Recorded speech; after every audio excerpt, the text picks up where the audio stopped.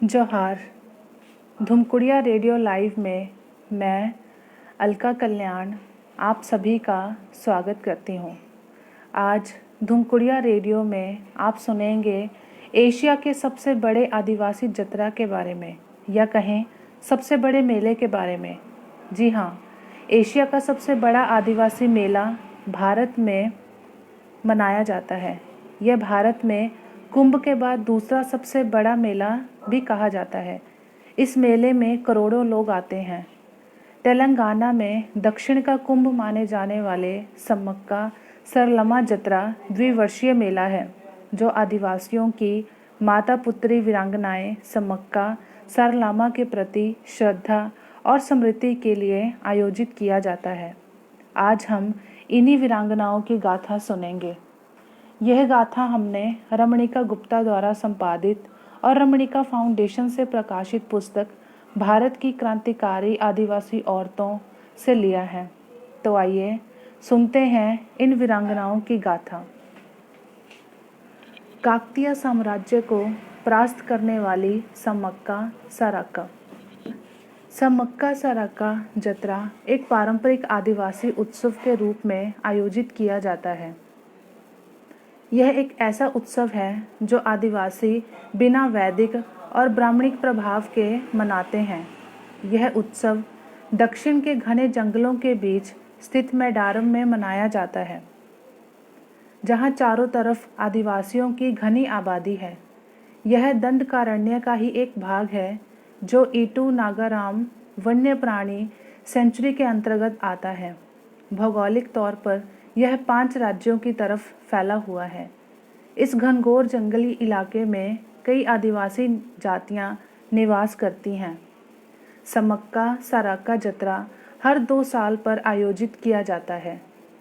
कोया आदिवासियों ने बताया कि सम्मक्का सारक्का जत्रा के समय वारंगल जिला में 60 किलोमीटर तक सड़कें जाम हो जाती हैं। इसे धरती का सबसे विशाल जत्रा बताया जाता है। इस दरमियान अनगिनत बैलगाड़ियों पर आदिवासियों को बच्चे, बूढ़ों और परिवार के तमाम सदस्यों के साथ आते हुए देखा जाता है। आदिवासियों के इस पारंपरिक जत्रा के मद्देनज़र मेडारम को विकसित करने के लिहाज से जंगलों का सफाया कर शहरीकरण किया जा रहा है। राजा प्रताप के राज यानी काकतीय साम्राज्य के पतन के 1000 साल के बाद भी मेडारम में हालत बहुत नहीं बदले हैं। जत्रा के वक्त सड़कें नहीं होने से लोगों को उत्सव में भाग लेने में परेशानी होती थी, क्योंकि आवागमन की कोई सुविधा नहीं थी। लेकिन 1998 में आंध्र प्रदेश की सरकार ने 1000 साल पुराने सम्मक्का सारक्का जत्रा के पारंपरिक उत्सव को आधिकारिक तौर पर सरकारी उत्सव घोषित किया और आवागमन की सुविधा की नींव डाली और उसे विस्तार दिया। इस पारंपरिक उत्सव को मानवता का समुद्र कहा जाता है। 4 दिनों तक मनाए जाने वाले इस उत्सव में 6 मिलियन लोग भाग लेते हैं। मध्य भारत के तहत आने वाले राज्यों मध्य प्रदेश, छत्तीसगढ़, महाराष्ट्र में भी लोगों की भागीदारी इसमें रहती है। सम्मक्का सारक्का सरलम्मा के बारे 13वीं सदी की जो कथा है वह इस प्रकार है। दोनों माँ बेटियाँ थीं। सम्मक्का की उम्र तब 40 बरस की थी। वह सारक्का की माँ थी। सरलम्मा की उम्र 15 बरस के करीब रही होगी। सम्मक्का के पति यानी सारक्का के पिता का नाम पडिगराजू था। कोया आदिवासियों का एक समूह उधर से गुजर रहा था तो उसने एक बच्ची को बांधिन के साथ खेलते हुए देखा। कोया आदिवासियों के अगवा नेता ने उस बच्ची को अपनी गोद में उठाया और उसे सम्मक्का नाम दिया। कहते हैं कि सम्मक्का सारक्का को बाघों से खेलना बहुत पसंद था। वह निर्भय थी और अकेले जंगल जाया करती थी। सम्मक्का का विवाह पड़ोसी गांव के प्रधान के साथ हुआ और उसने एक बच्ची को जन्म दिया, जिसका नाम सारक्का रखा गया। कोया आदिवासी औरतों ने लगभग 1000 साल पहले काकतीय साम्राज्य के खिलाफ मोर्चा संभाल लिया था। इतिहास के पन्नों में काकतीय साम्राज्य का काल 1000 से 1300 एडी का बताया जाता है। ऐतिहासिक तथ्यों के मुताबिक घोर अकाल की स्थिति में भी काकतीय राजा कोया व अन्य आदिवासियों के से जबरन कर वसूली करते थे। कर नहीं देने वाले आदिवासियों की वे बेरहमी से हत्या कर देते थे।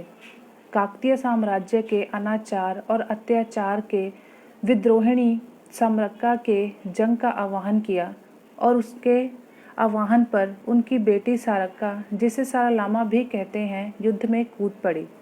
वह दोनों काकतीय साम्राज्य के लिए अभिशाप साबित हुई। इस युद्ध में काकतीय साम्राज्य का नाश हो गया और सारक्का जंगलों में अदृश्य हो गई। कोया आदिवासियों ने अपनी बेटी रानियों को बहुत खोजा, लेकिन उनका पता नहीं चल पाया। जंगल के रास्ते में पड़ी उनकी चूड़ियाँ, एक छोटा बक्सा तथा बाघिन के पाँव के निशान मिले। जिस पेड़ पर उनकी चूड़ियाँ मिली उसका नाम नेमालिनारा चेट्टू या पीकॉक ट्री यानी मोर पेड़ है। आदिवासी की विनती है कि वह अब आदिवासियों के बीच देवियों की तरह पूजी जाती हैं।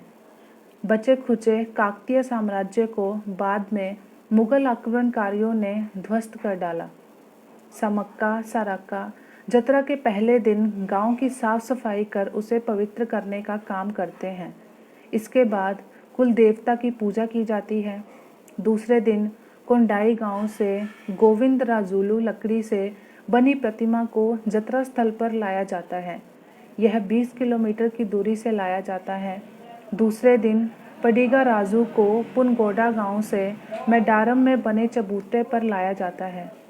इसी दिन सारालामा को कन्नेपल्ली गांव से काको वंशज के लोग चबूतरे में लाते हैं। तीसरे दिन 1 किलोमीटर दूर चिल्कागट्टू गांव से समक्का यानी लकड़ी की प्रतिमा को पीठ पर लाकर चबूतरे पर स्थापित किया जाता है। समक्का सारक्का जतरा के समापन के चौथे दिन इन देवताओं को वापस लिया जाता है। समक्का सारक्का सारालामा जतरा आदिवासी पारंपरिक वेशभूषा, पारंपरिक वाद्य यंत्र और पारंपरिक सजावट के साथ आदिवासी पुजारी पूजा प्रारंभ करते हैं। पूजा करने वालों में पुरुष और महिलाएं दोनों ही शामिल होते हैं। तब आदिकालीन स्थितियों में उन आदिवासी वीरांगनाओं का स्मरण करने के लिए कोई मूर्ति या फोटो उपलब्ध ना होने पर आदिवासीगण लकड़ियों में समक्का सारक्का या सारालामा के अक्स उभार कर उसे खूंटे की तरह गाड़ कर जतरा आयोजित करते थे। मेडारम जाने पर जतरा स्थल पर लकड़ी के 2 खूंटे जुटाए जाते हैं। इसमें पीले सिंदूर का अर्पण किया जाता है।